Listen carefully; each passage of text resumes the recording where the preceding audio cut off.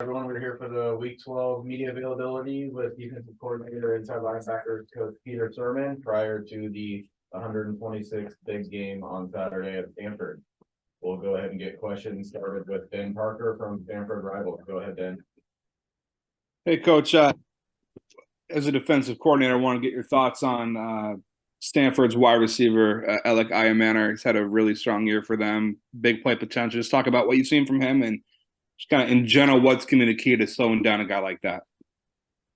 Well, he's got great size, really good body control. Those are the two things that really kind of stand out. You know, guys have been trying to deal with him, but he's extremely strong. He's got strong hands. He's got a big target. Daniels and Lamson will throw the ball to him, even in a lot of contested throws. Some of the quick game, he's strong enough. You see him shrug off a few guys in the Colorado game and then take it the distance. So he's an extremely talented player.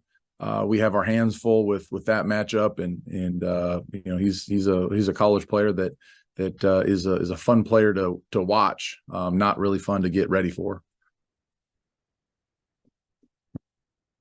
All right, we'll go to Jeff Ferrato from Cal Sports Report. Peter, how you doing? Good morning, Jeff.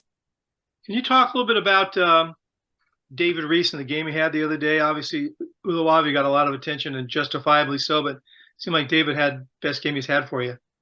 Yeah, I would agree with that. He was extremely productive. There's been glimpses of David doing that. You go back to early in the season on a second down against Auburn. He had a really nice pass rush, got on an edge, made a real impactful play there. And we have to continue to find ways of showcasing David. He does have those tools, he did got some really good rushes, and he was effective going after the ball on the one that eventually Noel ended up at picking up and advancing, but.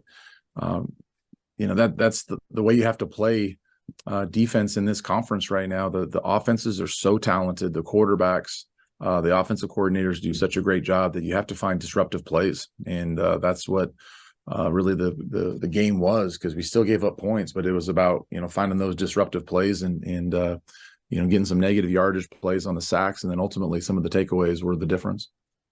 I talked with Justin about six sacks and kind of something you guys have been discussing all year. It sounds like you didn't change much. Guys just made plays. Yeah. You're always, there's the things that you're reinforcing. We're trying to give them some better opportunities to rush the passer on some of the down and distances that aren't traditional pass rushes. So those are things that you're kind of do internally. You're not necessarily waiting to third down to give those guys some opportunities to go after them. But ultimately, Jeff, I wish it was some magic coaching point. But the guys are continuing to work. Vic and AB are continuing to develop those guys up front, and I think the sack, and affecting the quarterback is extremely. Oh man, what's a good way of saying it? There's not a lot of. There's not a lot of opportunities to get great pass rushes. The ball comes out quickly. The quarterbacks are hard to get on the ground. So that's one of those things that, you hear people, taking a hammer to a rock, and you just have to keep pounding the rock, keep pounding the rock, keep pounding the rock. And that's kind of the same thing of rushing the quarterback.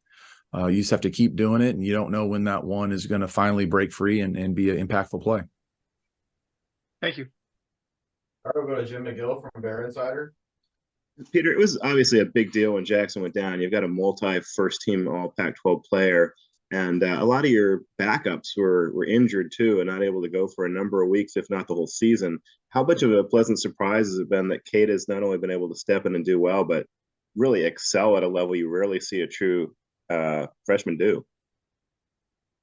It's been huge. Like you said, losing a player like Jackson, just from the production part of it. He was part of takeaways and sacks, and he was having a lot of tackles while he was in. And anytime you lose a person in that position, the production is something you have to try to find again. Cade has been, very, very, pleasant surprise. Like you said, he has good tools, but I think this kind of goes back. I think Cade, I think prior to here, I think I've coached 4 or 5 different freshman All-Americans at some of my different stops, and Cade kind of shares some of those similarities that those guys had. And I think those similarities that reveals themselves to me is guys that are extremely consistent. They don't behave like newcomers, in terms of the up and down where, the life outside of football gets a little bit out of balance. He has his life in order. He comes from a wonderful family, and he's been very consistent in his approach. He's worked hard in the meeting room, in the weight room to continue to stay available, which sometimes as a freshman plays, their body's not prepared for the amount of reps they're going to take. But, for him to be able to hang in there late in the season and to play as many reps as he's playing, it means he's taking his care of his body here off the field and doing all the necessary things. And he's got a bright future. He's a great young man, and we're excited that he'll continue to develop. And I think he has even better football ahead of him. All right, we'll go to Thomas Dunn from Hyper, California. Good morning, Peter. When it comes to preparation in rivalry games, do you feel like your defensive unit has a bigger chip on their shoulder knowing what's at stake in the 126 big game, or do you guys like to corral the emotions and just be 1-0 this week and hope to be bowl eligible heading into UCLA the week after? We're really taking Justin's lead, and that's being 1-0 this week. The emotions of football, I think, ultimately are necessary on game days, but the emotion of football, the 5-6 days leading up to that, I don't think are necessarily advantageous for the preparation. I think you have to continue to be methodical. We stay on schedule with how we introduce normal down and distance, third down, short yardage, red zone. And that's part of the process that we try to stick to. Sometimes you get emotional anywhere in your life, right? You start bouncing around a little bit. You're not as consistent. You're not as detailed on the things that you need to be detailed on. So we're going to stay as methodical and on schedule as we possibly can.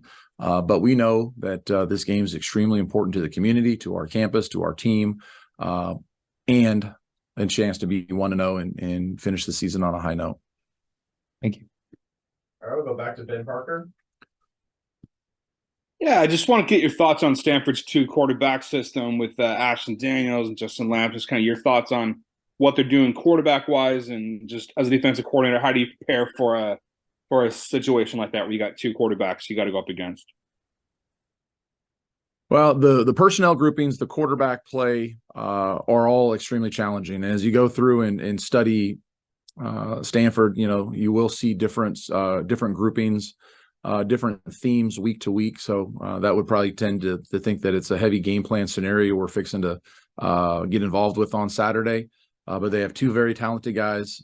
We all know that the quarterback drives all of college football offense, and have 2 guys that they have comfort in that can run the ball and throw the ball effectively.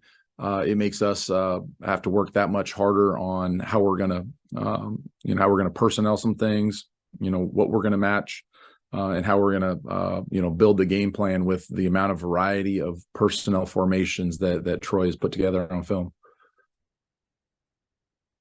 All right, and back to Jim McGill. Peter, over the last 5-6 years, the traditions around the big game have kind of tapered off. I'm wondering how much tradition do you sense as a coach, and how would you compare it to the week leading up to the Apple Cup at your previous stop at Washington? That's a good question, Jim. And I think that, I would agree with you. The last, 5-6 years, COVID, some of those things have greatly impacted some of the fan events, the student events, the groups of people getting together. It feels like there's a little less of a appetite for some of that sometimes. So those things have definitely changed. But I feel there's a great sense of pride in this game. And I know that both sides, the fan bases, the people that live here in the communities, it's a huge game. I can't really speak for all the different events outside of here, but I think this is one of those games that there's an immense amount of pride, and we're excited to be part of it. How about the Apple Cup? Say it again. How about comparing the Apple Cup atmosphere with Washington and WSU? Well, I would say for me, Jim, the Apple Cup is probably a little bit different, just because I was born and raised in the state of Washington, that I have a longer history of that. you know, a little more, I guess, of an impressionable time when you're growing up to hear about it. But I think they share a lot of similarities. You know, the Apple Cup is a passionate game as well, a little more east-west than it is. You know, we're essentially in the same part of California, so that you don't have some of the geographical distinctions that you might have in the eastern Washington to western, the west side of the state. But I think fans are passionate, and I think the product's going to be the same. Thanks. All right, back to Thomas Dunn. Peter, we've already talked about the like multiple personnel groupings that Stanford will throw out there, the multiple quarterbacks, Alec Iomanner. With the injuries to John Humphreys and Benjamin Urasek, who are some of the underrated skill position players that Stanford has that are going to present a big challenge for you guys? Yeah, I think the young Bachmeier, he's doing some really good things. They move him around. He's a nice route runner. He's got fantastic body control, really good hands. I think EJ Smith, 22, is getting more involved in that. Sam Roush is another guy that you'll see him move around. He's been an effective blocker on the perimeter for him.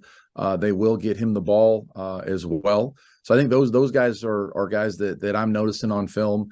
As players have been unavailable, those players have stepped up in their place, and they're very talented. I mean, a lot of those guys that are in that Stanford profile also fit the profile of what we're looking for. So there's a lot of similarities in the kind of guys that Cal and Stanford are looking for.